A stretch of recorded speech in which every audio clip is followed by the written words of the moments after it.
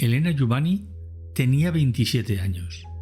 Era joven, inteligente y vivía una vida llena de entusiasmo y posibilidades.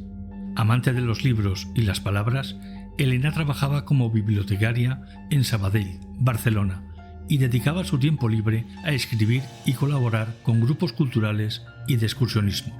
Pero su vida, que parecía tan llena de promesas, terminó trágicamente en circunstancias que hasta hoy permanecen envueltas en un velo de misterio. El 2 de diciembre de 2001, Elena fue hallada muerta en el patio interior de un edificio en Sabadell. Lo que al principio parecía un suicidio, pronto se convirtió en uno de los crímenes más desconcertantes y controvertidos de España. Los detalles de su desaparición y muerte dejaron a investigadores y a la opinión pública llenos de preguntas sin respuesta, y el caso continúa siendo un rompecabezas sin solución más de 2 décadas después. Elena desapareció el 30 de noviembre de 2001. Aquella mañana salió de su casa como cualquier otro día. Nadie imaginaba que sería la última vez que se le vería con vida. Había dejado mensajes a sus amigos y planeaba regresar más tarde, pero nunca llegó a su destino. La búsqueda de Elena comenzó de inmediato, pero fue breve y brutalmente impactante. 2 días después, su cuerpo apareció desnudo y con múltiples heridas en el patio de un edificio. Las investigaciones iniciales apuntaron a que había caído desde una azotea, pero las pruebas forenses descartaron un accidente o un acto voluntario. Elena había sido drogada y arrojada desde una gran altura. Uno de los aspectos más inquietantes del caso son las cartas anónimas que Elena recibió semanas antes de su muerte. Eran mensajes breves y enigmáticos que le llegaron acompañados de alimentos como zumos y pasteles, a los que posteriormente se descubrió que habían sido añadidas sustancias tóxicas. Las cartas tenían un tono familiar, como si el remitente conociera bien a Elena. Había bromas internas y referencias personales que indicaban que alguien de su círculo cercano podría estar detrás. ¿Por qué alguien querría dañar a Elena? ¿Quiénes eran los responsables de esos mensajes perturbadores? Los investigadores analizaron las cartas y los alimentos, concluyendo que contenían benzodiazepinas, un potente sedante. Esto planteó la pregunta: ¿Elena fue drogada para poder controlarla antes de su asesinato? Pronto surgieron nombres entre los sospechosos y las miradas se dirigieron hacia personas del círculo más cercano de Elena.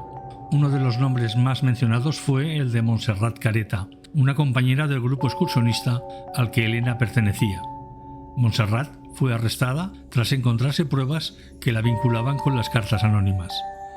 Sin embargo, el caso dio un giro inesperado cuando Montserrat apareció muerta en su celda, en lo que se calificó como un suicidio. Con su muerte, las posibles respuestas al misterio se desvanecieron. ¿Era realmente culpable o estaba siendo utilizada como chivo expiatorio? Su muerte dejó muchas preguntas y aún más sospechas sobre cómo se estaba llevando la investigación. Las pruebas materiales encontradas en el lugar del crimen parecían insuficientes para resolver el caso. Las huellas dactilares en las cartas no pudieron ser identificadas con claridad y los testimonios de testigos ofrecieron versiones contradictorias.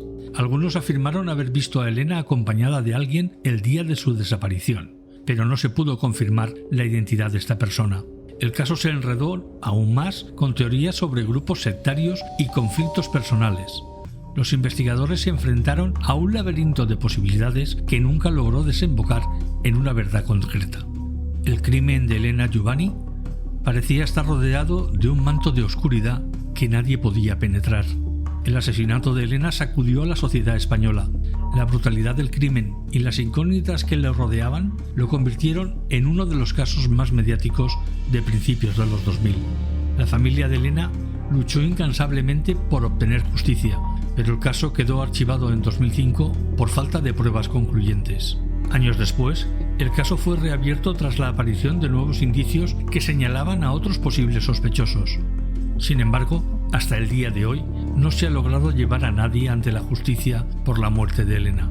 Su caso sigue siendo un ejemplo de las limitaciones del sistema judicial y de cómo un crimen puede quedar sin resolver.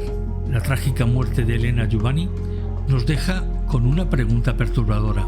¿Qué ocurre cuando la justicia no puede darnos respuestas? Su caso no solo es un misterio sin resolver, sino un recordatorio de que a veces, incluso con todos los recursos disponibles, algunas verdades permanecen ocultas. La memoria de Elena sigue viva en su familia, sus amigos y en todas las personas que, al conocer su historia, se preguntan cómo pudo ocurrir algo tan atroz. ¿Algún día se hará justicia para Elena? Esa es una pregunta que solo el tiempo podrá responder. Ahora queremos saber tu opinión. ¿Crees que la muerte de Montserrat Careta fue realmente un suicidio o estuvo relacionada con el caso? ¿Qué opinas de las cartas anónimas? ¿Crees que fueron clave para el crimen? ¿Qué teoría te resulta más plausible? ¿Un conflicto personal? ¿Un grupo sectario? ¿O un acto de alguien cercano a Elena? ¿Qué piensas sobre los casos que quedan sin resolver? ¿Deberían reabrirse todos los expedientes archivados? Comparte tus teorías y reflexiones en los comentarios y no olvides suscribirte al canal para descubrir más casos reales y explorar misterios sin resolver.